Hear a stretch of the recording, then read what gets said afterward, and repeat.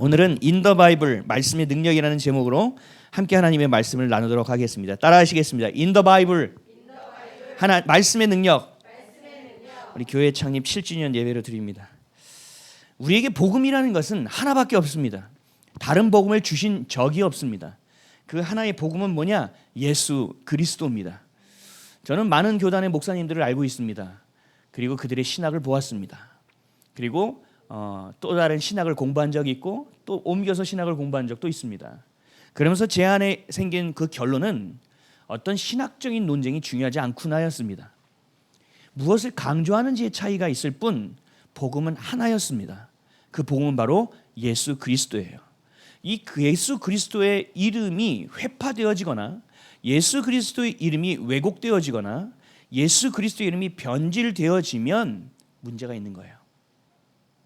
반대로 예수 그리스도의 이름을 높이고 예수 그리스도의 이름에 묶여서 예수 그리스도가 우리의 삶의 이유로 살아간다면 아무리 부족하고 맨날 넘어지는 인생이 되더라도 그것이 진짜 온전하게 주님이 주신 여정을 걸어가는 인생, 진짜라고 보시면 됩니다.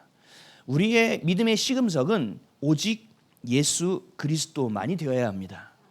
아멘이십니까? 이렇게 예수 그리스도로 말은 하지만 삶은 그렇게 살지 않은 사람이 허다합니다. 말은 그렇게 하는데 성경의 해석을 예수 그리스도로 해석하지 않는 사람도 허다합니다. 그래서 여러분들은 계속 그런 훈련을 받고 있어요. 이따가 우리 세미나 할 때 알게 되시겠지만 이 목회를 제가 하고 이런 것이 그냥 하는 게 아니에요. 그 그림 안에서 설교를 준비해도 주님이 주신 그 틀 안에서 계속 반복하고 있어요. 본문은 바뀌어도 그 중심은 바뀌지 않아요. 그 중심이 뭐라고요? 예수 그리스도예요. 이것을 놓치는 순간부터 우리는 변질되게 돼 있고 썩어지게 돼 있어요. 우리 교회가 힘들어도 교단을 옮겼던 이유도 여기 있어요. WCC와 WEA 연합이라고 합니다. 그들이 표방하고 있는 예수 그리스도의 이름의 연합이에요. 교회의 연합이라고요. 근데 그것을 잠깐만 들어가서 그 스테이트먼트만 살짝 보더라도 변질되어 있다는 걸 알게 돼 있어요. 근데 너무나 많은 교회와 대형 교회와 너무나 많은 우리가 흔히 알고 있는 유명한 목사님들이 어찌 저는 그것을 분별하지 못하는지 그것이 미혹의 힘이겠죠. 어찌됐든 그거에 대해서 순응하고 시대의 흐름이라고 받아들이며 거기에 함께 하고 있는 모습이 정말 너무나 두렵습니다. WCC의 WEA는 예수 그리스도의 이름을 변질시키는 행위입니다. 예수 그리스도의 너 신도, 네 신도, 네 신도 다 우리 Our Father, Our God, My God 똑같아. 그게 예수 그리스도지 뭐. 라고 이야기하고 있어요. 나중에 제가 또 시간 되면 한번 따로 설교를 할게요. 세미나를 하든지. 우리가 교단 옮길 때 한번 얘기했었잖아요. 짧게. 그 불편함, 지금도 사실 그 불편함을 감수하고 있어요. 그럼에도 불구하고 그걸 옮긴 이유는 예수 그리스도의 이름과 벗어나 있기 때문이에요. 예수 그리스도의 이름이 벗어나 있다는 것을 알면서도 옮기지 않는 사람이 많아요. 왜요? 불편하니까요. 진리는요, 타협하지 않는 것입니다. 진리는요, 불편함 이거하고 관계가 없어요. 불편해도 해야 되는 거예요. 아파도 가야 되는 거예요. 어려워도 봐야 되는 거예요. 그럴 때 그 진리가 진리로서의 힘을 발휘할 수 있는 거예요. 주님이 그 진리를 가지고 우리에게 일하실 수 있는 거거든요. 이 예수 그리스도의 이름을 여러분이 반드시 기억하셔야 돼요. 예수는 그리스도다. 예수는 나의 구원자이시다. 예수는 나의 전부이시다. 예수는 길이요 진리요 생명이다. 나의 전부다. 그분이 나의 자신의 전부를 나에게 주었기 때문에 나도 그분에게 전부를 주고 싶다라는 마음이, 드리고 싶다라는 마음이 내 안에서 일어나야 된다는 거죠. 그래서 예수 그리스도의 그 이름은 복음 그 자체이며 예수 그리스도의 이름 자체가 우리에게는 기쁜 소식입니다. 이 이름보다 우리를 기쁘게 할 수 있는 것은 없고 이 이름보다 우리에게 소망을 줄 수 있는 것은 없습니다. 아멘이십니까? 그 예수님이 우리를 위해서 십자가에서 죽으셨어요. 여러분들이 어제 지은 죄 그것 때문에 죽으셨다고요. 죽어 주셨다고요. 그리고 우리의 다시 살아갈 삶을 위해서 영원한 삶을 위해서 다시 부활해 주셨다는 거죠. 예수님만큼 우리를 사랑하는 존재는 없어요. 여러분들의 과거의 삶이 어떤 상처가 있는지 그 삶 가운데 주님 있느냐 없느냐 그러면서 원망한 적이 있는지 없는지 모르겠지만 더 중요한 것은 주님은 여러분들을 사랑한다는 거예요. 그 사랑의 깊이가 너무 깊기 때문에 우리가 이해할 수 없는 것뿐이지 주님은 사랑하신다는 거예요. 지금 믿지 않는 자들도 마찬가지예요. 그들을 사랑한다고요. 그래서 하나님은 어떻게 하세요? 그들을 살리기 위해서 믿는 우리들을 제사장 삼아, 레위인 삼아서, 장자 삼아서 그들에게 복음을 전할 수 있게 하시는 거죠. 가정마다 한 명씩은 주님이 어떻게든 세우신다는 거예요. 그럼 그 가정에 세워 있는 자는 반드시 축복의 통로가 되어 주님의 말씀, 주님의 사랑, 그 은혜, 예수 그리스도의 복음이 이 가정에 편만하여질 수 있도록 그 빛이 이 가정의 어둠을 비춰낼 수 있는 역할을 반드시 해야 된다는 거죠. 이게 제일 중요한 일이에요. 자녀가 어디 대학 가고 뭐 가고 이거 아니에요. 이게 제일 중요하다니까요. 어디 취업하고 연봉이 얼마 받고 이거보다 이게 더 중요하다고요. 생명보다 더 중요한 게 어디 있냐는 말이에요. 그래서 여러분들에게 예수 그리스도는 나에게 복음이다. 설교 여기서 딱 끝내면 될 것 같아요. 이거보다 더 중요한 건 없어요. 아시겠죠? 아멘이십니까? 근데 그 예수 그리스도의 시작이 어디였느냐? 말씀입니다. 요한복음 1장 14절 말씀이 육신이 되어 우리 가운데 거하심에 우리가 그의 영광을 보니 아버지의 독생자의 영광이요 은혜와 진리가 충만하더라.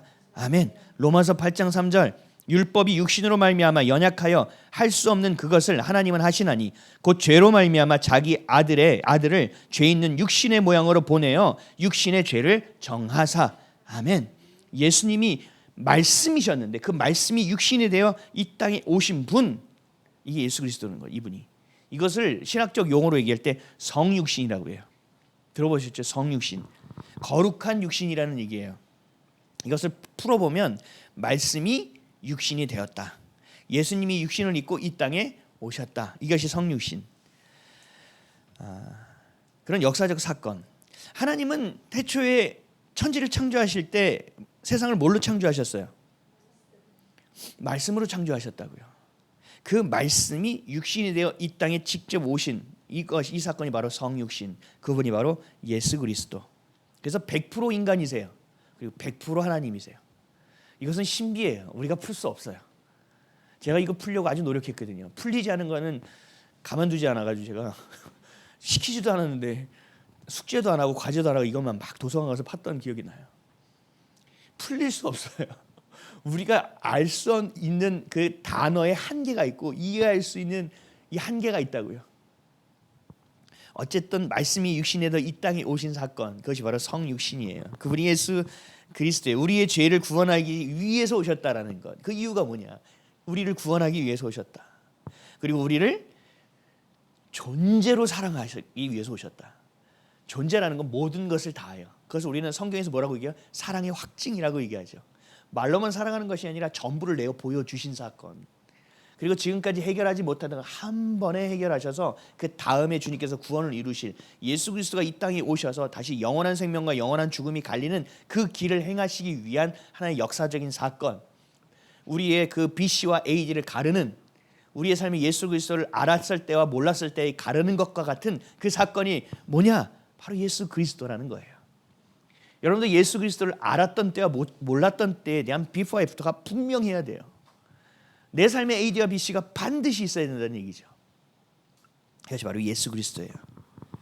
아무리 세상이 바뀌어도 바뀌지 않는 진리, 하나님의 사랑, 그리스도의 은혜, 성령의 인쳐주심이 바로 우리를 향한 하나님의 말씀이에요. 요한복음 1장 1절에서 3절 태초에 말씀이 계시니라. 이 말씀이 하나님과 함께 계셨으니 이 말씀은 곧 하나님이시니라. 그가 태초에 하나님과 함께 계셨고 만물이 그로 말미암아 지은 바 되었으니 지은 것이 하나도 그가 없이는 된 것이 없느니라. 말씀이 뭐라고요? 곧 하나님 자신이라는 거예요. 그렇기 때문에 하나님의 말씀은 우리 안에 변치 않는 약속과 사랑이 되는 거예요. 하나님 자신이 변할 수 있나요? 안 변하시죠. 불변하시는 분이에요. 영원하신 분이에요. 그분이 주신 사랑, 그 약속, 그게 뭐예요? 말씀이라는 거예요. 그러니까 하나님의 말씀은 우리의 삶에 뭐가 되어야 되냐? 능력이 되어야 되는 거예요. 하나님의 말씀은 우리의 삶에 그냥 지침서가 아니라 우리의 삶이 되어야 된다는 얘기예요. 하지만 우리의 혀는 하나님의 말씀을 선포하는 것이 아니라 늘 뭘 선포해요? 내 걸 자꾸 선포해요. 기왕이면 뭐 다홍치마, 하여튼 뭐 일거양득, 뭐 하여튼 뭐 조금만 하고 더 많이 얻는 거 막 이런 거 좋아하잖아요. 하나님의 나라를 구하면서 내 유익을 껴넣는, 이것이 우리의 혀가 하는 일이고 우리의 생각과 우리의 마음이 하고 있다고요. 하나님의 말씀을 온전히 선포해야 되는데, 진심으로 선포해야 되는데 믿음이 부족하는 거예요. 하나님의 말씀을 온전히 정말 그 있는 그대로 선포해야 되는데 자꾸 내 유익과 내 것을 자꾸 섞어버려요. 하나님의 말씀을 하나님의 것으로 믿고 선포하지만 그렇게는 살지 않아요. 그러니까 하나님의 말씀은 위대하신 말씀, 천지를 창조하신 말씀이 우리의 삶에 능력이 안 되는 거예요. 우리의 삶에 힘이 되지 않아요. 구약, 신약, 이게 무슨 뜻이에요? 옛날에 주신 약속, 새롭게 주신 약속이잖아요. 그 약속이 우리에게 약속이 안 된다고요. 한번 나가볼까? 1분 지나니까 안 오는 것 같네. 이 정도의 약속으로 생각한다는 거죠. 하나님의 약속은요, 불변하지 않아요. 반드시 이루어지는 약속이에요. 그래서 더하거나 빼지 말라고 했어요. 그런 자에게 저주가 있을 것이라고 말씀하셨거든요. 충분한 말씀이라는 거예요. 하나님의 말씀이 전부되지 않기 때문에 우리의 삶의 진리가 되지 않고, 우리가 예수 그리스도의 자녀, 하나님의 자녀의 권세를 주셨음에도 그 권세를 사용하지 못한다는 거죠. 그러니까 우리는 말씀에 대해서 어떻게 해야 되느냐? 믿음으로 따라야 돼요. 순종이라고요. 순종하려면 뭐가 생겨야 돼요? 믿어야 돼요. 믿으려면 뭐 어떻게 해요? 들어야 돼요. 그러려면 어떻게 해야 돼요? 내가 그 안에 있어야 된다는 얘기죠. 근데 그 가장 기초적인 말씀을 읽고 보는 일을 안 한다는 거예요. 그게 이게 될 턱이 있냐고요. 지나가다가 내 생각이 들어가고, 지나가다 내 유익이 들어가고, 선포를 하는데 갸우뚱하고, 한 1분 기다렸는데 하루 기다렸는데 안 되니까 내 거 찾고, 이러니까 하나님의 능력이 우리가 근데 절대 임할 수 없어요. 나는 믿죠. 말씀을 외우죠. 막 선포하죠. 그럴 것 같죠. 근데 이게 유효성이 시간이 지날수록 유통기한이 있는 것처럼 점점 신선도가 떨어져 가는 거예요. 베드로의 모습을 참고해봐야 돼요. 우리는 누가복음 5장 5절, 시몬이 대답하여 이르되 선생님, 우리들이 밤이 새도록 수고하였을 때 잡은 것이 없지만은 말씀에 의지하여 내가 그물을 내리리다 하고, 완전히 이 업계에서는 좀 괜찮은 베드로 못 잡았어. 근데 어떤 젊은 청년이 나타나가지고 보니까 일도 안 해본 것 같은데 얼굴도 하얘가지고, 아니 저쪽에다가 그물을 내려라 이랬는데, 깊은 곳에 가라, 내가 그걸 안 내려봤나? 우리의 생각은 늘 이럴 수 있지만 베드로는 얘기하는 거예요. 현실을. 내가 그렇게 했는데 안 됐지만 그럼에도 불구하고 말씀하시니 내가 그물을 내리리다. 이 순간 베드로는 믿었다는 얘기예요. 믿음은, 여러분 여기서 하셔야 돼요. 믿음은 우리가 공부해서 생기는 게 아니에요. 믿음은 내가 성경 말씀을 많이 이해해서 생기는 게 아니에요. 믿음은 뭐예요? 선택이라는 거예요. 믿음은 내가 이 안에서 주님이 말씀을 듣고 그럴까 아닐까? 괜찮아요. 인간은 그럴 수 있어요. 근데 그것을 내가 선택하고 걷다 보면 그것이 믿음이 되어져요. 주님이 그렇게 만드신다니까요. 그래서 결국은 어떻게 했어요? 그물이 찢어지도록 물고기를 잡지 않습니까? 우리는 이런 인생을 못 산다는 거죠. 저도 교회 7주년 되면서 어디로 교회 가야 되나, 그래서 시간 될 때마다 사모랑 나가서 보고, 집도 나가서 한 번씩 보고, 항상 실망하면서 오긴 하지만 나가서 계속 보고 와요. 그러다 어느 날 제가 여기 앉아서 뒤에서 이렇게 교회를 보고 있는데 감사가 막 나오는 거예요. 와, 이게 진짜 이렇게 너무 좋은 교회네. 이렇게 짜여진 곳이 없는데 참 예비하심이 기가 막히네. 감사하네. 그러면서 그때 이 교회를 얻게 된 순간을 제가 그때 모습을 필름을 돌려서 봤어요. 참 믿음, 참 좋은 말을 써야 되는데 믿음 참 썩 없었어요. 믿음이. 그럼에도 불구하고 제가 걸으며 하니까 주님이 하셨어요. 정말 우연히 저기 가서 한참 저 인천 산까지 갔는데 다 교회가 있어서, 나 진짜 안 할 거야. 그리고 차를 저기다 세워가지고 숨이라도 쉬어야지. 이거 딱 봤는데 이 건물이 있네.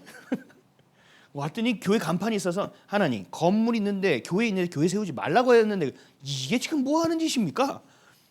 근데 또 마지막이다 생각 한번 물어나 볼까? 부동산 여기 교회가 있지요. 그래서 물어봤더니 없는데요? 아니 교회 간판 옛날에 정말요? 그 옆에 비었는데 네? 올라갔더니 여기에 할렐루야. 기록된 말씀이 우리 가운데 선포되어지는 것. 저는 교회를 찾아다니면서 하나님께 뭐 하나 붙잡았는지 아세요? 터 위에 터 세우지 말라고 하시지 않았습니까? 저기가 너무 좋게 나왔는데 교회가 있잖아요, 주님. 들어갈 수 없습니다. 여기도 좀 좋게 나왔는데 교회가 있습니다. 들어갈 수 없습니다. 되게 어떻게 보면은 유연성이 없는 것 같기도 해요. 왜 요즘 보면 상가에 막 교회도 막 두세 개씩 있으니까. 근데 성경 말씀에 터 위에 터를 세우지 말라 하셨어요. 저에게는 그렇게 해석되어지고 저한테 그렇게 말씀되어졌어요. 그러니까 미칠 것 같은 거예요. 우리는 말씀이 없으면 편하게 살아요. 근데 말씀이 자꾸 부딪히니까 미칠 것 같아요. 갈등이 생긴단 말이죠. 근데 이 갈등을 피하려고 또 편한 걸 생각해요. 그러니까 말씀을 경험 못해요. 그럴 때 어떻게 돼요? 타협하지 않고 되든 안 되든 상관없어. 난 주님이 주신 거 그냥 가는 거야. 가다 보면 주님이 인도하신다니까요. 제가 가끔 고천 옛날 교회를 가요. 저기서 어떻게 목회를 했지?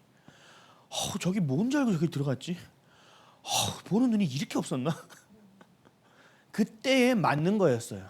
그때에 내 믿음의 수준에 맞게 하신 거였어요. 그 상황에 저를 다루시기 위한 과정이었어요. 하나님의 말씀이요, 내 영혼의 말씀이 선포될 때 우리의 영혼은 믿음을 얻게 되는 거예요. 그리고 그 믿음이 생길 때 순종하는 거예요. 그럴 때 우리는 어떻게 돼요? 그물이 찢어지게 물고기를 잡을 수 있게 놀라운 말씀의 능력을 경험하게 되는 겁니다. 아무리 좋은 음식을 차렸어요. 셰프, 요즘 TV 나오는 어떤 셰프, 저희 아들이 제일 존경하는 사람이 백종원인데 백종원이 와서 우리를 위해서, 아니면 여러분들을 위해서 딱 상을 하나, 냉장고 뭐 있어요 유 해가지고 막 냉장고에서 10분 만에 탁 해가지고, 와우, 어떻게 이렇게 만드실 수 있어요? 먹어봐요. 그래서 먹으려고 하는데 못 먹어. 왜? 오늘따라 나에게 있는 식도염이 너무 강하게 나를 엄습해오네. 꿀꺽할 수가 없어. 아니면 이게 뭔가 내가 싫어하는 뭐가 들어갔네. 그림의 떡, 그죠? 아무리 좋은 음식을 만들어 놔도 내가 먹지 못하면 그건 그림의 떡이에요. 소용없다니까요. 아무리 좋은 거 있으면 뭐예요? 그렇죠? 똑같아요. 하나님의 말씀이 천지를 창조한 놀라운 은혜의 말씀, 사람을 살리는 놀라운 말씀인데, 그 말씀이 이 성경책에 기록되어 있는 그대로 두면 소용이 없어요. 그림의 떡. 그럼 어떻게 돼요? 어떤 사람들은 그림의 떡인데도 좋으니까 읽어. 이런 말씀. 교훈과 지식으로 끝나. 그럼 이건 뭐예요? 결국은 그것 또한 그림의 떡. 하나님이 이 말씀을 주신 이유를 알아야 된다는 거죠. 이 말씀을 우리에게 주신 의도가 뭐냐는 거예요. 예수 그리스도라니까요. 우리를 살리기 위함이라니까요. 이렇게 하면 안 돼.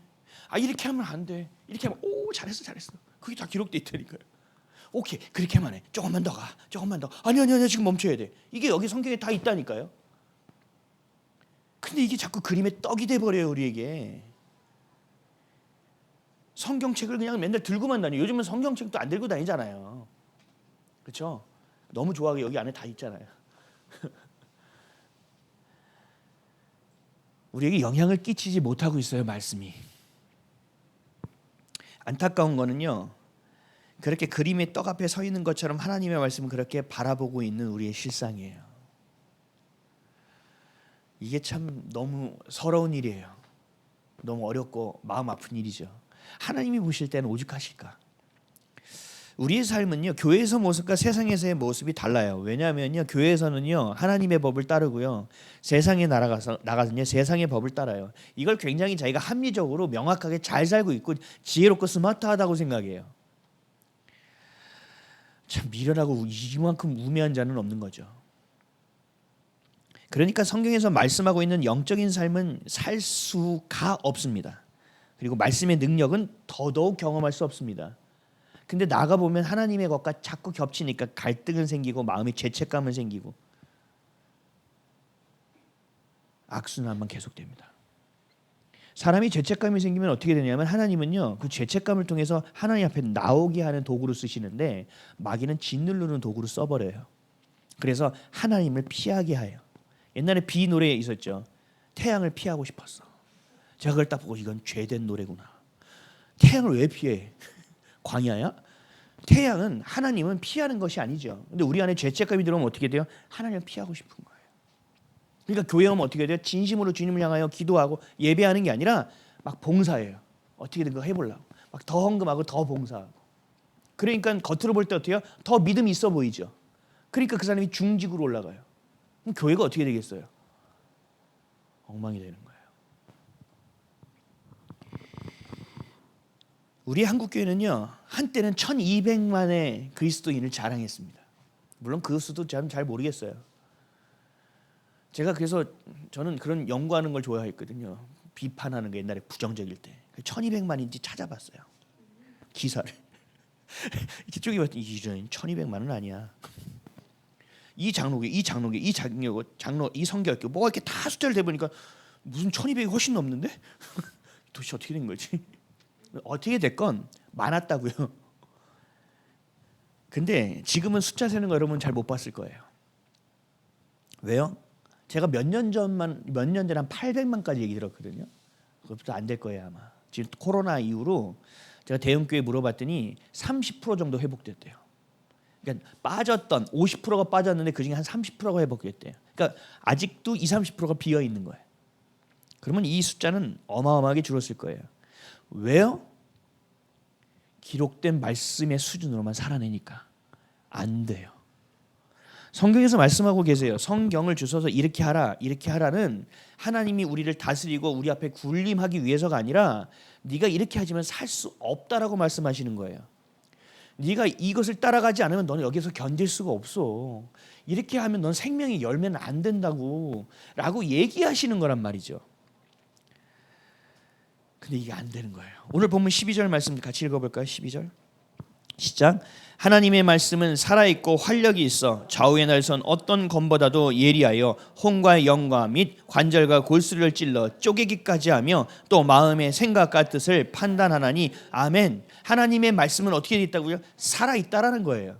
하나님의 말씀은 기록되어 있는 것으로 끝나는 것이 아니라 우리 가운데 와서 능력 있게 세상을 창조한 것처럼 우리를 다시 창조하실 수 있다는 얘기예요.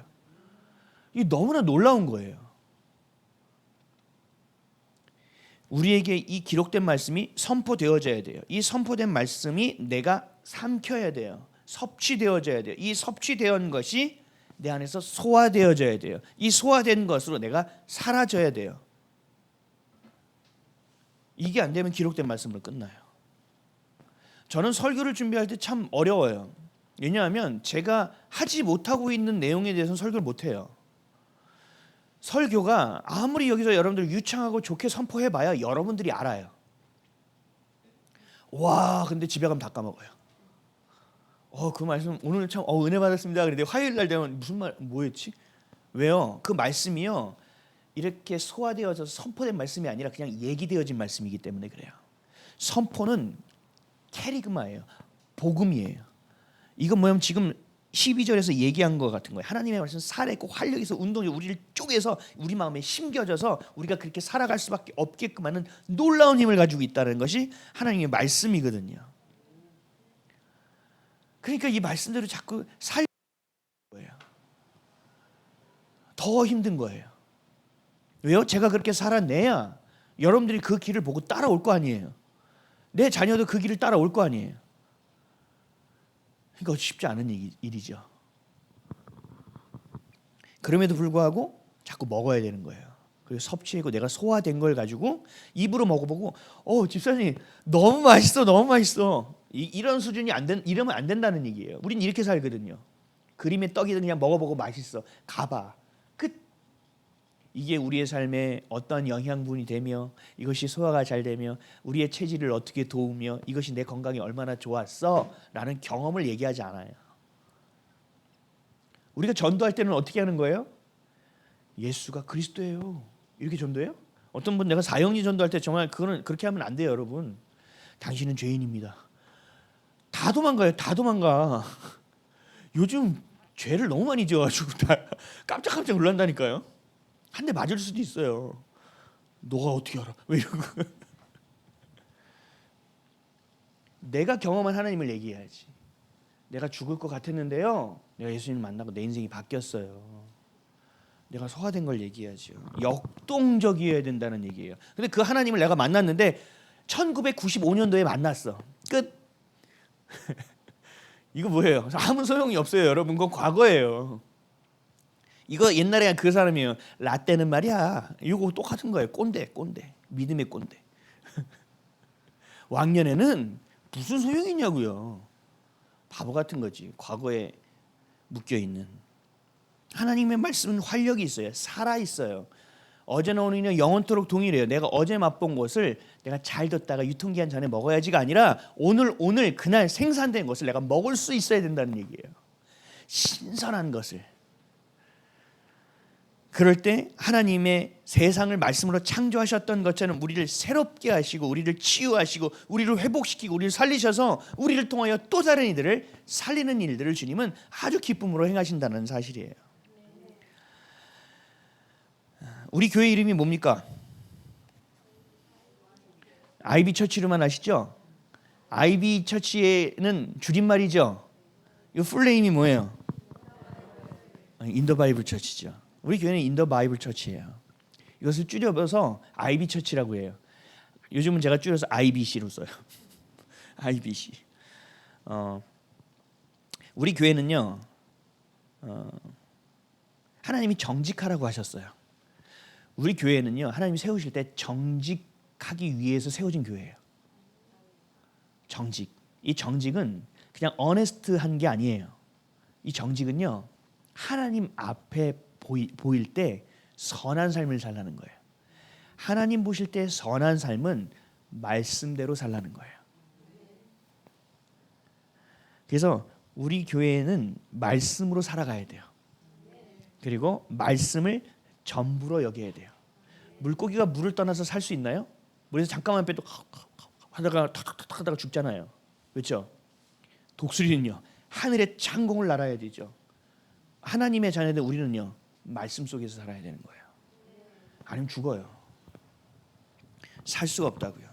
그래서 우리 교회는 말씀 안에서 말씀으로 살아라. In the Bible Church예요. 이중적인 삶이 아니라 성경을 진리로 믿고 우리의 마음과 생각과 시선과 중심을 오직 하나님의 말씀을 향하는 인생을 살아내라. 영혼, 육 전부 다 전인적으로. 이것이 우리 교회입니다. 이것이 우리 교회의 색채예요. 아이비 처치는 어떤 교회예요? 그럼 여러분 이렇게 설명하시면 돼요. 그래서 우리 교회는요, 대중이 좋아하는 설교는 하지 않습니다. 저도 사람이기 때문에 제가 막 이거 좋아하고 막 그러면 저도 좋아요. 저도 그런 끼가 좀 있거든요. 그래서 막 재밌게 하고 막 이런 거 좋아해요. 막 그래서 예화 같은 거 찾고 막 아재 개그, 막 저는 아재 개그 창시도 했어요. 막 시리즈 6편까지 만들고 막 이랬거든요. 근데 그런 게 중요하지 않은 거예요. 그렇게 하면 안 되는 거예요. 여러분들이 듣는 대상이지만 하나님이 원하는 걸 얘기해야 되는 거죠. 그러니까 대중 음악으로 얘기하면 대중 음악이 아니에요. 굉장히 직설적인 거예요. 그리고 사람들의 마음을 막 찔러서 짜증나게 하고요. 막 죄책감을 줘서 아이씨 이게 왜 이래. 그래서 교회 한번 왔다가 안 나오시는 분이 굉장히 많았어요. 근데 하필이면 꼭 그 새신자 올 때 죄를 얘기해. 본문에 죄가 있어. 저도 하나님 좀 이건 좀 너무하지 않아요? 그래서 저도 시험에 들고 좀 타협하고 싶은 마음이 많았었어요. 저 사람은 죄를 얘기하면 다음 주에 안 올 것 같은데. 그럼에도 불구하고 사람이 좋아하는 설교가 아니라 그날 주님이 주신 말씀을 전하는 설교를 합니다. 그게 우리 교회예요. 그리고 우리 교회는 우리의 시간의 편의에 맞춰드리지 않아요. 다른 교회를 여러분 보시면 알 거예요. 자신들의 시간에 편의해 드려요. 그래서 3부 4부로 예배를 드려서 아침 일찍 예배 드리고 놀러 갈 수 있게 만들어줘요. 그리고 그 예배를 짧게 해서 가요. 최대한 1시간, 길어도 1시간 반을 넘지 않아요. 그래서 저도 주변에 있는 선배님들한테 주의 경고를 많이 받았어요. 처음에는 교회 같지 않은 교회라는 얘기를 많이 들었어요. 수예배도 금요일도 없고 니네는 교회가 아닌 것 같아. 교회야? 그러니까 부흥이 안 되지. 이런 소리 참 많이 들었어요. 그래서 전 속으로 얘기했죠. 수예배, 금요예배는 성경에 기록되어 있지 않습니다. 하면 좋죠. 근데 제가 능력이 안 돼요. 하면 좋은데. 예배는 많이 드릴수록 좋은 것 같아요. 근데 능력이 안 돼요. 그때가 올 수 있을 거라고 믿습니다. 그리고 우리 교회는 그래서 시간의 구애를 받지 않았어요. 그래서 그것 때문에도 힘들었어요. 왜요? 세상에 처음 나오신 우리 교회로 세상에서 처음 나오신 분들은 교회는 원래 이런가 보다 그러고 적응을 하는데, 와, 원래 교회가 이렇게 오래 하는구나. 와, 영화 한 편 시간은 훌쩍 넘네. 2편을 맡겼어. 막 이런 시간일 텐데 교회는 원래 이렇게. 근데 원래 교회 다니셨던 분은 오늘 또 넘어갔어. 찬양 왜 이렇게 길어? 목숨 거네 걸어. 이럴 수 있단 말이에요. 왜? 거기에 길들여져 있으니까. 근데 우리 교회 예배는 참 신기하게 저는 그냥 성령의 인도대로 해요. 설교 40분 넘었어. 40분 이렇게 안 해요. 근데 이렇게 보면 요즘은 2시간 반 안짝으로 끝나요. 세팅이 좀 된 것 같아요. 그렇게. 그래도 싫어하실 분도 계실 수 있지만 어쨌든 우리 교회는 우리의 편의에 맞추지 않아요. 성령이 인도하시는 대로 가요. 저는 그게 예배라고 믿습니다. 왜요? 이 예배의 주인은 누구예요? 여기 오신 분 아니에요. 임재하시는 분. 그렇죠? 또 딱 헷갈리시네. 성부 하나님, 성자 예수님, 성령 하나님, 이게 다 동일한 거 아시죠? 네, 할렐루야. 설명하라고 하지 마세요. 저 못해요. 나중에 올라가면 물어볼 거예요. 올라가면 다 만나지 않을까요? 그리고 우리 교회는 본능과 싸우는 교회입니다. 그래서 본질을 향합니다. 그래서 우리 성도들이 주님을 향하여 나아가고 예배드리고 삶을 드리며 나아가는 것 있어서 장애물이 무엇인지를 가르칩니다. 이거는 집사님에게 너무 안 좋으니까 경계하시면 좋을 것 같아요. 이거는 기도해 보셔야 될 것 같아요. 이 부분은 이렇게 해석하면 좋을 것 같아요. 하고 본질을 향하여 살 수 있도록 가이드합니다. 왜요? 안 되니까. 어려우니까. 그리고 작으니까 되는 것 같아요. 아직까지는. 그렇게 터치 안 합니다. 교회. 터치 못 합니다. 터치하면 다 나갑니다. 불편해서. 자신의 모습을 자기가 직접 봤을 때 그렇게 유쾌한 게 많지 않아요. 굉장히 불쾌한 일들이 많거든요. 정말 이거밖에 안 되는데 이걸 또 까? 이걸 열었어. 와, 저게 목사야. 이렇게 될 수 있는 가능성이 굉장히 높거든요. 그럼에도 불구하고 그렇게 합니다. 왜요? 우리가 하나님의 자녀됨이 회복되는 것이 이 땅에서 가장 중요한 여정이기 때문에 그 여정을 걷지 않으면 안 돼요. 교회는, 목사는 성도가 하나님을 만나도록 돕는 곳입니다. 그렇게 하기 위해서는 돕는 곳으로 하나님을 향하여 가는 장애물이 무엇인지를 알려줄 수 있어야 되고, 때로는 그 장애물을 같이 치워줄 수도 있어야 되고, 때로는 그 장애물을 치울 때 도적대가 오면 도적대가 온다고 이야기해 줄 수도 있어야 되고, 열심을 할 때 나름대로 하면 나름대로 하지 말고 최선을 다해야 하고 옆에서 책망도 해줄 수 있는 사람이 되어야 하는 것. 이게 바로 목사가 해야 될 일이고 교회가 해야 될 일이라는 거죠. 그래서 목사는 욕 먹는 자리예요, 원래. 제가 얼마 전에 기사를 봤는데 그 기사를 보고 제가 딱 한마디로 요약했어요. 기꺼이 학대받는 직업이 목사구나 라고 제가 정리했어요. 어쨌든 간에 교회는 그렇게 가야 돼요. 그래서 우리 교회는 그렇게 최선을 다해서 변질되지 않고 왜곡되지 않도록 성경에서 말하고 있는 그 예수 그리스도가 가신 그 길을 따라갈 수 있는 그 길을 계속 걷습니다. 힘들어도 걷고 넘어져도 걷고 다시 돌아와도 다시 걷습니다. 이것이 우리 교회가 세워진 이유입니다. 하나님께서 우리 교회를 처음에 저를 불러서 이 교회를 세우게 하실 때 분명하고 명확하게 주셨기 때문에 제가 사실 빼도 박도 못해요. 정직하라고 하셔가지고 저는 처음에 정직하라면 회계 장부만 정직하면 된 줄 알고 오케이 그러고 시작했거든요. 그게 아니었어요. 아주 심오한 뜻이 있었어요. 알았으면 안 왔을 수도 있어요. 그래서 기성교회 분들은 적응하기가 쉽지 않아요. 찬양도 예배입니다. 아멘이시죠? 설교도 예배입니다. 아멘이시죠? 기도도 예배예요. 많은 사람들이 교회 갈 때 설교 들으러 가요. 아니라니까요. 그러면 세바시 들으세요. 그냥 세바시 뭔지 알죠? 뭐일지는 많이 모르겠는데 하여튼 유튜브 보면 되게 좋은 말 많아요. 그거 가려면 그거 가야죠. 예배는 설교를 듣는 자리가 아니에요.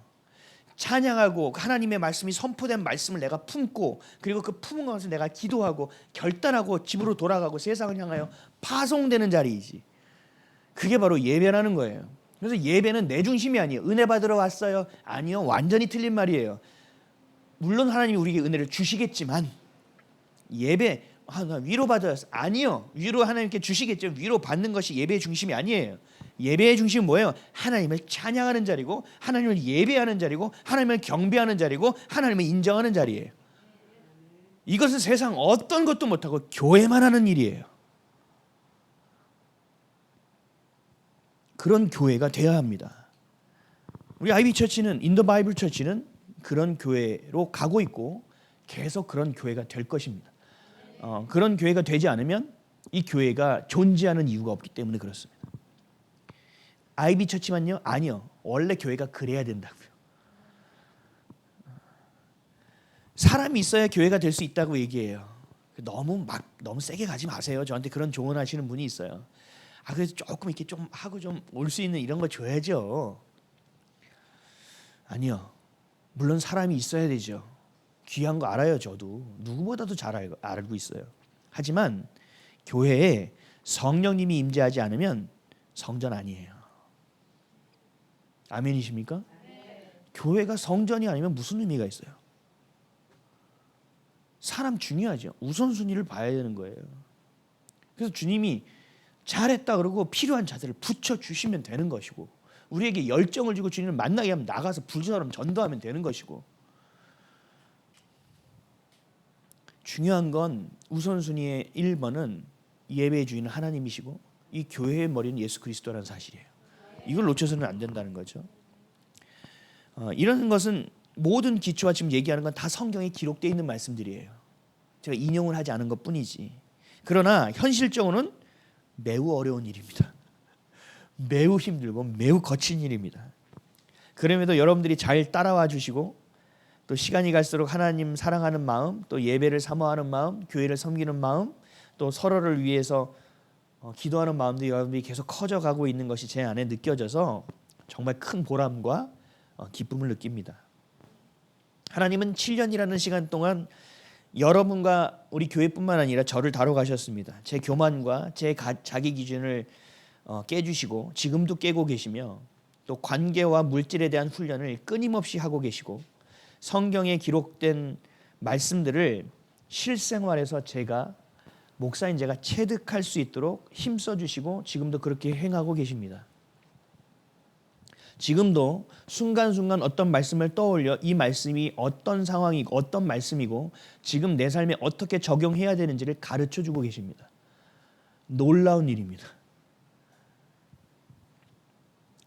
동정이 아닌 긍휼을 품게 하시고 그 긍휼을 뛰어넘어 체휼하는 삶으로 이끄시고, 동행항을 넘어서 동역할 수 있는 수준으로 저뿐만 아니라 여러분도 빚고 계시는 줄 믿습니다. 그래서 저는 늘 고민해요. 하나님의 말씀을 어떻게 이해해야 할 것인가? 하나님의 말씀을 내가 이해하고 소화시킨 것을 어떻게 전해야 할 것인가? 어떻게 하면 성도들의 시선과 마음을 하나님께로 끌 수 있을까? 어떻게 하면 이들에게 주님을 소개할 수 있고 만나게 할 수 있을까? 어떻게 하면 지금 처한 상황 가운데서 성도들이 처한 상황을 내가 어떻게 깊이 이해할 수 있고, 그 하나님의 주신 말씀을 이들에게 어떻게 적용시켜서 가르칠 수 있을까? 끊임없이 고민하고 끊임없이 기도하고 있습니다. 지금은 우리 성도들이 어떻게 하면 우리가 공동체를 이루고 먹고 사는 문제를 해결할 수 있을까까지도 기도하고 있습니다. 고민하고 있습니다. 그렇기 위해서 해야 될 것은 뭐예요? 영적인 건강을 계속 유지하는 일이에요. 내가 주님 앞에 계속 깨어있는 일이에요. 내가 주님을 끝까지 붙드는 일이에요. 내 눈이 다른 것에 우선순위에 치지 않는 일이에요. 그리고 시선과 중심을 빼앗기지 않는 일이에요. 이것을 위해서 발버둥 칩니다. 많이 발버둥칩니다. 좀 처절하다고 얘기해도 맞을 것 같아요. 모든 것의 기준은 하나님의 말씀, 성경에 있습니다. 그 말씀을 풀어주시는 분도 성령님이십니다. 이 성경을 기록하신 분도 성령님이십니다. 하나님의 말씀은 이미 이루어져서 끝난 것도 아닙니다. 성령이신 하셔서 우리에게 오신 그 예수님이 이 땅에 다시 오시는 그날까지 연결되어 있는 현재 진행형입니다. 이것이 우리 삶의 가장 중요한 일임에도 먹고 살아가는 것이 어려우니까, 늘 바쁘니까, 분주하니까 말씀은 늘 다음으로 밀려버립니다. 결국 우리의 영혼은 메말라갈 수밖에 없고, 때마다 마귀가 발을 걸면 때마다 넘어질 수밖에 없는 상황이 우리 안에서 벌어지게 됩니다. 그리고 믿음은 서서히 사라져가기 시작합니다. 그래서 우리에게 말씀하셨습니다. 마태복음 4장 4절, 예수께서 대답하여 이르시되 기록되었을 때 사람이 떡으로만 살 것이 아니요 하나님의 입으로부터 나오는 모든 말씀으로 살 것이라 하였느니라 하시니. 아멘. 우리가 생계에 치여서 하나님의 말씀을 읽지 못하고 하나님 말씀 읽어야 되는데 할 때 우리 가운데 떠올려야 해야 될 말씀이 이 마태복음 4장 4절의 말씀이에요. 하나님이 떡으로만 살 것이 아니라고 말하고 있는데 지금 나는 떡으로 살고 있잖아. 떡을 먹고 떡을 향하고 떡을 위해 살고 있는데 하나님 도대체 이 통탄할 일을 어찌하면 좋겠습니까? 하나님의 입에서 나오는 말씀으로 살아가라 하셨으니 하나님 말씀을 알려주시고 가르쳐주시고 읽을 수 있도록 좀 도와주십시오. 생계를 넘고 생존을 뛰어넘어서 하나님의 말씀을 기준으로 살아서 하나님의 교회답게 자녀답게 성도답게 거룩함에 살아갈 수 있도록 좀 도와주십시오 라는 기도가 우리 안에서 나올 수 있어야 돼요. 그래야 하나님의 말씀이 역동적이게 우리 안에서 역사하실 수 있다고요. 아니야, 정신 차려야지, 말씀 읽어야지, 이 정도 수준으로 안 되는 거예요. 하나님의 이 날카로운 활력 있는 살아있는 말씀이 내 안에 들어와야 돼요. 그리고 내가 그 팔딱거리는 말씀을 붙들고 나아가야 된다는 얘기예요. 아멘. 세상과 하나님 중에서 내가 무엇을 사랑하는가, 내가 무엇을 중심으로 두고 있는가, 내가 무엇을 선택할지를 여러분들이 말씀 안에서 결단하셔야 되는 거예요. 결단은 우리가 해야 돼요. 선택은 내가 해야 돼요. 근데 그 선택과 결단을 한 이후는 누가 책임지시는지 알아요? 하나님 책임지시는 거예요. 하나님이 그 결단할 때까지 기다리고 또 기다리고 만들고 상황을 만들고 사람을 붙이고 사건과 사고 안에서 계속 우리를 몰아가면서 결단하고 선택할 것을 계속 기다리고 계시다고요. 그 위대하신 하나님이. 그러다가 여러분들이 결단하고 선택하는 순간 시작해. 온! 스위치 온! 야, 천사들 정신 안 차려? 돌아! 움직여! 시작된 거야. 내가 그때 세팅했던 플랜 A 시작해. 여러분, 이 얼마나 큰 역동인지 아세요? 여러분들 인생이 완전히 달라지는 사건이 시작되고 있는 거예요. 뭐를 통해서요? 여러분의 그 선택을 통해서, 그 기도를 통해서 주님이 역동하시는 거예요. 그 역동하시는 하나님의 말씀을 여러분들이 반드시 경험해야 되는 거예요. 제가 또 예를 들어볼게요. 자녀의 삶이 우리에게 때로는 삶의 동력이 돼요. 그렇죠? 자녀를 보면 때로는 이렇게 그냥 보고 있으면 또 좋을 때가 있잖아요. 아이고 참 저런 진짜. 그러면서 그 어렸을 때 아이고 참 쟤 때문에 내가 진짜 산다. 그럴 때가 있었잖아요, 여러분. 지금도 있을 겁니다. 그렇잖아요? 저도 우리 아들 오늘 또 분명히 안 갈 거지. 그리고 블라인드를 이렇게 그러고 열어주면 딱 동문을 봤는데 자는 게 애기 같은 거예요. 아이씨, 이쁜 자식, 축복받을 자식. 근데 주님 안 나올 게 뻔한데 오늘 낙심인가? 아니지. 주님 축복합니다. 그리고 따라 나오는 은은이가 또 너무 이쁜 거죠. 얘가 그 예쁜 놈. 여러분도 있잖아요. 삶의 동력이 된다니까 자녀가 때로는 때때로 아니 많이 자주. 근데 그 반대로 무거운 짐이 될 때도 있어요. 내 삶의 한숨, 내 믿음을 갉아먹는 게 저 존재야. 내가 주님을 닮아가다가 저 존재 때문에 또 무너져. 내가 좀 요 정도만 하고 분주하지 않게 주님을 예배하며 살 수 있는데 저 자녀 때문에 내가 더 뛰어야 되고 내가 진짜 왜 나왔지? 혼자 사는 게 좋았을 것 같은데 알았다면 나을까? 뭐 이런 이상한 생각이 막 꼬리를 문단 말이죠. 웃으시는 분들은 다 공감하시는 것 같아요.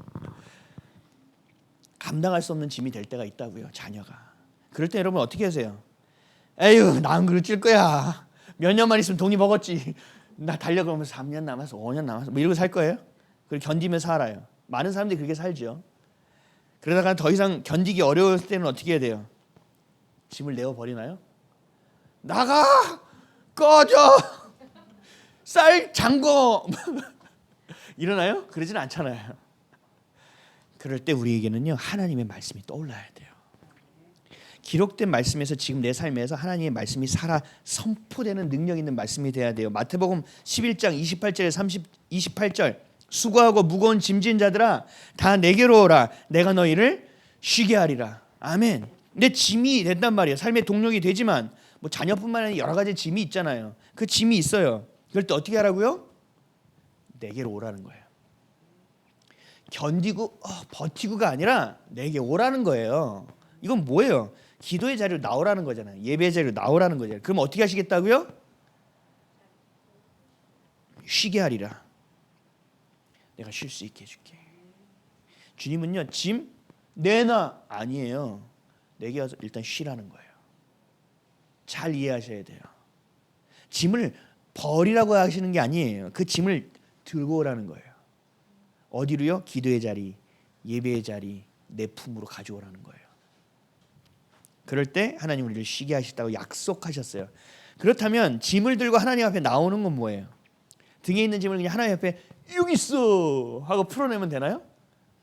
저 그런 분들 많이 봤거든요. 근데 집에 갈 때 다시 지고 가더라고요. 집에 갈 때 밥 해줘야 되는데 이러고 가더라고요. 짐을 다시 가져가. 아니에요. 그래서 29절 30절까지 봐야 돼요. 나는 마음이 온유하고 겸손하니 나의 멍에를 메고 내게 배우라. 그리하면 너희 마음이 쉼을 얻으리니 이는 내 멍에는 쉽고 내 짐은 가벼움이라 하시니라. 아멘. 쉼을 얻게 해주신다는 건 짐 내라 내가 져줄게가 아니에요. 그 짐을 매는 법을 배워 나한테. 짐은요 져야 되는 거예요. 이 땅에서는요. 각자의 십자가를 져야 된다는 얘기예요. 근데 그 짐을 가지고 주님 앞에 가져 나오는 게 1번이에요. 말씀대로 보자면. 그리고 어떻게 돼요? 배우래요. 어떻게 배우래요? 잘 배우래요? 아니에요. 예수님과 함께 십자가를 지는 법을 배워야 돼요. 그 짐을 함께 지어주신다는 그 멍에를. 소가 끌잖아요. 그렇죠? 이렇게 땅 갈 때. 그 소가 2마리예요. 멍에. 내가 맨날 혼자 지었는데 그 옆에 예수님이 같이 그 멍에를 매주시겠다는 거예요. 그러면 소위 싸가지 없는 그 믿음 없는 싸가지 없는 거죠. 믿음 없는 사람들은 아니 그거 좀 져주시면 주면 되지 그걸 또 같이 뭐 장난해? 이러는데 그게 아니에요. 너무 모르는 거죠 주님을. 우리가 이 땅에서 하나님이 하셔야 될 것이 있고 우리가 해야 될 것이 있어요. 하나님 우리를 너무 존중하시기 때문에 자식에게 필요할 때마다 돈 주고 오고 그럼 자녀가 어떻게 될까요? 자녀가 되바라지겠죠. 감사함을 모르겠죠. 하나님 그렇게 키우지 않으시는 거예요. 우리를 어떻게 배우라고요? 온유하고 겸손함으로 배우라는 거예요. 우리 온유함 우리 기도회 때 다 들으셨죠? 성령의 열매할 때 온유의 열매가 뭐였어요? 자, 야생마가 있어요. 기름진 멋진 막 빛나는 야생마 막 갈기면서 하면서 막 달려요. 힘이 넘쳐요. 멋지죠? 그걸 온유하다고 얘기하잖아요. 길들여지지 않은 말이라고 하지. 힘이 좋다. 야 저거 길들이면 좋은 말이 되겠네라고 얘기하죠. 하나님은 거기에 재갈을 물리세요. 그래서 그 말을 길들이세요. 그래서 그 말이 가지고 있는 능력을 사용할 수 있도록 하세요. 절제된 힘, 방향에 맞게 사용되는 힘, 이게 온유라고요. 온유함은 매우 강력한 거예요. 우리가 볼 때 온유함은 날카롭지도 않고 막 힘센 느낌도 안 들지만 아주 강력한 거라고요. 온유함은 힘은 그걸로 배우라고요. 그렇게 짐 지는 법을 그렇게 배우라는 거예요. 겸손함으로 배우래요. 겸손해야 이렇게 배울 수 있죠. 그 주인을 신뢰해야 배울 수 있죠. 주님 가라 하면 내가 가고 오라 하면 와보겠습니다. 주님 이 종은 잘 모르니 명령만 하소서. 이런 겸손함이 있어야 된다는 거예요. 이 겸손함이 결국은 믿음이 되어지거든요. 그래서 사람의 성품이 매우 중요해요. 성품이 아예 믿음이 장착될 수 있는 성품들도 있어요. 신기하게. 우리가 말하는 성품은 그냥 착한 성품 이런 성품이 아니에요. 마음의 성품을 얘기하는 거예요. 내 기준을 하나도 섞지 않고 하나부터 열까지 주님의 것으로 채워내는 것, 이게 겸손함이에요. 그것으로 배우라는 거예요. 짐지는 거를. 자, 다시 돌아가 볼게요. 내가 자녀가 때로는 삶의 동력이 될 수도 있어요. 근데 너무 힘들게 하는 짐이 될 때도 있다고요. 내 삶의 고통이 될 때도 있다고요. 그럴 때 우리는 이 말씀을 떠올려야 돼요. 온유함과 겸손함으로 기도의 자리에 주 앞에 나와 주님과 함께 그 짐을 질 수 있는 삶을 살아낼 수 있어야 된다는 거죠. 그렇게 하면 주님이 그렇게 가벼울 수 있게 해주신다는 거예요. 이는 내 멍에는 쉽고 내 짐은 가벼움이니라. 지지 않게 해주시는 게 아니에요. 이 짧은 말씀을 우리가 보더라도 이걸 가지고 또 오랫동안 또 우리가 또 연구할 수 있겠지만 여러분들이 딱 들어야 되는 거예요. 내가 짐이 힘들어 그러면 이 말씀이 떠올라야 되는 거예요. 그럼 내가 먼저 해야 될 건 뭐예요? 기도의 자리에 나오는 게 1번, 그리고 온유함과 겸손함으로 주님께 맡기는 것이 2번, 그리고 이 짐을 어떻게 저에게서 주님께 묻는 것이 3번. 그러다 보면 내 짐이 가벼워져 있는 것을 내가 느끼고 알게 되고 짐을 어떻게 질 수 있는지를 알게 된다는 거죠. 그러면 어떻게 돼요? 그 짐지고 있는 자들이 내 눈에 보여요. 희한하게 그들을 도울 수 있다는 거죠. 주님은 그렇게 모든 말씀을 그렇게 하세요. 그러면 우리는 자녀는 자녀답게, 부모는 부모답게 될 수 있고 성도답게 살 수 있는 길이 열려지는 거죠. 또 말씀 하나 적용해 볼게요. 빌립보서 4장 4절에서 7절. 주 안에서 항상 기뻐하라. 내가 다시 말하노니 기뻐하라. 너희 관용을 모든 사람에게 알게 하라. 주께서 가까우시니라. 아무것도 염려하지 말고 다만 모든 일에 기도와 간구로 너희 구할 것을 감사함으로 하나님께 아뢰라. 그리하면 모든 지각에 뛰어난 하나님의 평강이 그리스도 예수 안에서 너희 마음과 생각을 지키시리라. 아멘. 기뻐하라. 다시 말하노니 기뻐하라. 주 안에서. 기뻐하는 것은요, 여러분들이 감정으로 인하여 정말 막 기쁜 일이 생겨서 기쁨을 드러내라는 얘기가 아니에요. 그거는 막아도 드러내요. 가만히 있어 그래도 웃게 될 거예요. 좋은 일이 생기면. 그런데 여기서 말하는 건 그런 기쁨이 아니에요. 너희가 의도적으로, 의지적으로 믿음으로 기쁨을 선포하고 그렇게 하라라는 얘기예요.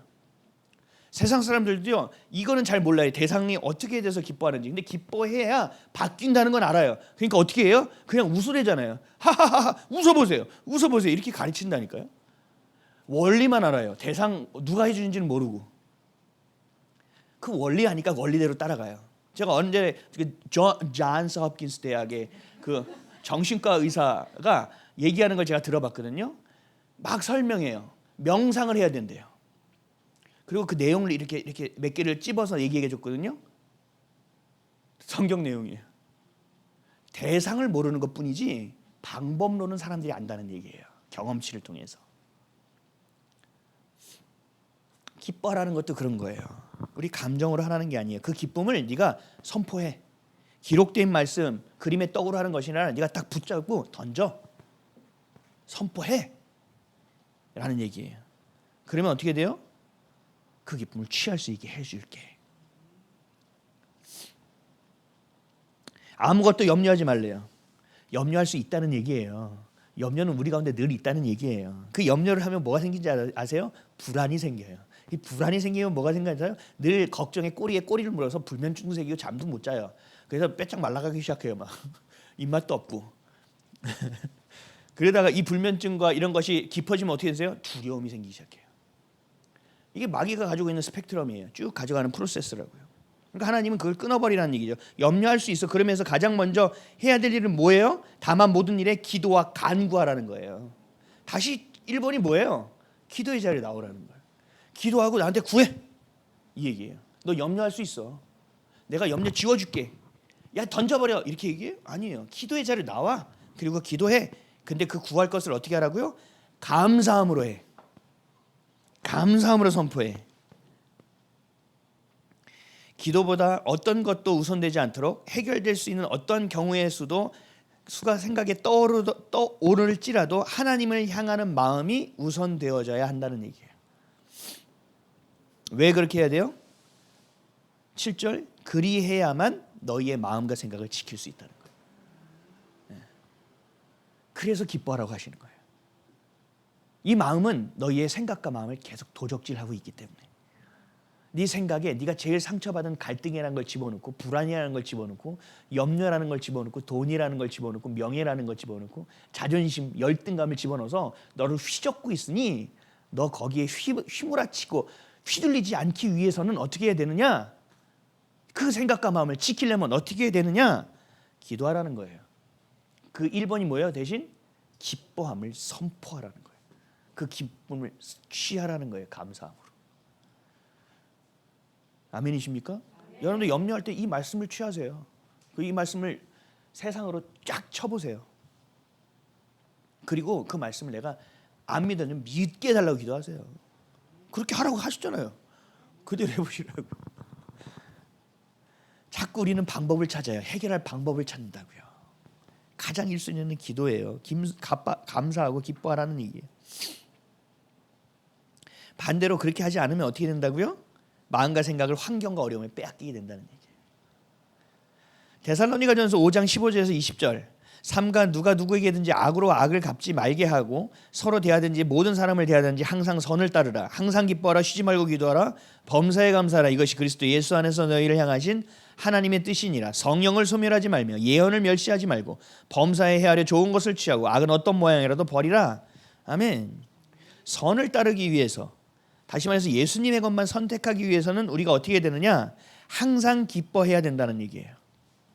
이 선을 취한다는 건 뭐예요? 예수 그리스도에서 벗어나지 않으려면, 세상에서 예수 그리스도의 것만 취하려면 어떻게 해야 되느냐? 가장 먼저 해야 될 것이 항상 기뻐해야 된다는 얘기예요. 그리고 쉬지 말고 기도해야 된다는 것이고, 그 무엇보다도 감사할 수 있어야 된다. 그래야 그것이 하나님의 뜻, 하나님의 마음이라고 하시는 거예요. 그렇지 않으면요, 그 다음 19절 성령을 소멸, 성령이 일 못하신다는 얘기예요.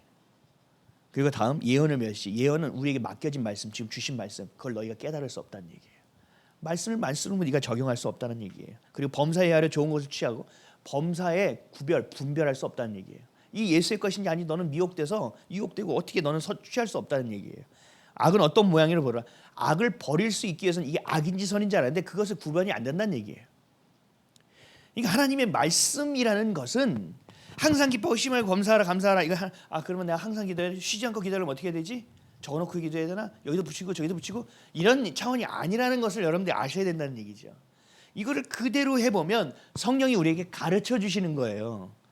이렇게 하면요, 성령이 우리 안에서 일하기 시작하고 하나님의 말씀이 내게 레마의 말씀으로, 약속된 말씀으로 튀어나와서 내게 취할 수 있는 말씀이 되어지게 하고, 그렇게 되면 범사에 헤아려 좋은 것을 취할 수 있는 영적인 수준이 되는 것이고, 악은 어떤 모양이라도 하나님이 미워하는 짓은 하고 싶지 않아지는 거예요. 이게 연결된다는 거죠. 마지막으로 하나만 더 볼게요. 빌립보서 4장 19절. 나의 하나님이 그리스도 예수 안에서 영광 가운데 그 풍성한 대로 너희 모든 쓸 것을 채우시리라. 아멘. 먹고 살아가는 것이 얼마나 중요한 세상입니까? TV 채널 돌아보면 지금 수년째 먹을 것만 계속 나오고 있습니다. 수년째 노래하는 것만 나오더니 이제 수년째 먹을 것만 나오고 있어요. 먹는 것이 중요하지 않았던 때가 있었습니까? 역사 가운데? 없었어요. 모든 역사와 문명의 발달은 먹을 거에서 시작됐어요. 중요하다는 얘기죠. 나의 하나님이 그리스도 예수 안에서 그 말씀 안에서 그 생명 안에서 영광 가운데 우리의 모든 쓸 것을 채우시겠다고 말씀하고 있어요. 이건 뭐냐면요, 필요를 안다라는 얘기예요. 하나님께서 너희가 풍성하게 너희 모든 쓸 것을 채우신다. 쓸 것을 아신다는 얘기예요. 우리 필요를 알고 계시다는 얘기예요. 그런데 그것을 채워주시겠다라는 얘기예요. 그럼에도 불구하고 우리는 염려한다는 거죠. 염려해도 해결되지 않을 것을 알면서도 염려한다는 거예요. 이게 우리 안에 있는 이 불안과 염려가 계속 역동하는 거예요. 우리 안에서 성령이 일하시는 것이 아니라.